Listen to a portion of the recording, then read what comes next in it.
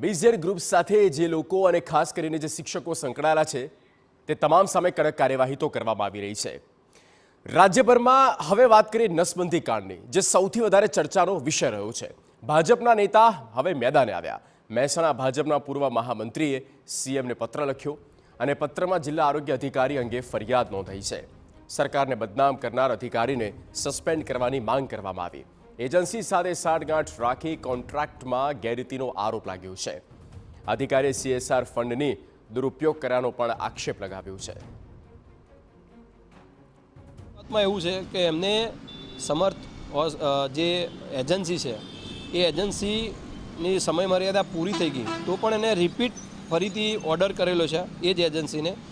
આ જ અધિકારીએ એ એજન્સીને 6 વખત નોટિસ આપેલી છે તો પણ ફરીથી કેમ એ જ એજન્સીને એમને રિપીટ કરી? આવા બધા ઘણા પ્રશ્નો છે જે મેં લેટરમાં લખેલા છે।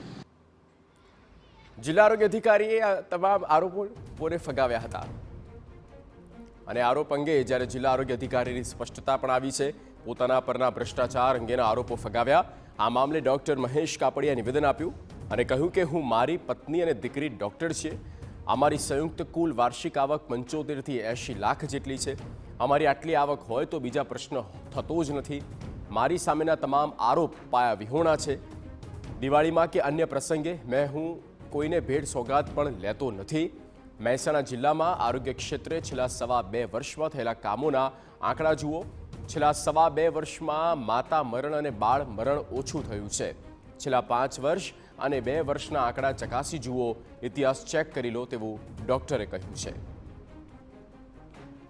મહેસાણા જિલ્લાનું ઓવરઓલ તમે કહો તો છેલ્લા 2.5 વર્ષમાં મહેસાણા જિલ્લાની અંદર માતા મરણ ડાઉન થઈ, બાળ મરણ ડાઉન થયો। મહેસાણા જિલ્લાના પીએસસી અને સીએસસીની અંદર જે પ્રકારની વ્યવસ્થા ઊભી થઈ એમાં તો માનનીય આરોગ્ય મંત્રીશ્રીના સગાવાલા બરાબર છે, આજુબાજુની કંપનીઓની સીએસઆર એ લોકોએ પોતે ખરીદી અને મહેસાણા જિલ્લાને અને પીએસસી અને સીએસસીને જે રીતે સરસ મજાનું લોકો માટે જે કામ થયું છે અને જે રીતે દાન આવ્યું છે બરાબર, એ સરાહનીય કામગીરી। છેલ્લા 5 વર્ષનો ઇતિહાસ જો મહેસાણાનો અને છેલ્લા 2.5 વર્ષનો ઇતિહાસ જો તો એમાં એકદમ સાચી વસ્તુની સાચી હકીકત ખબર પડશે।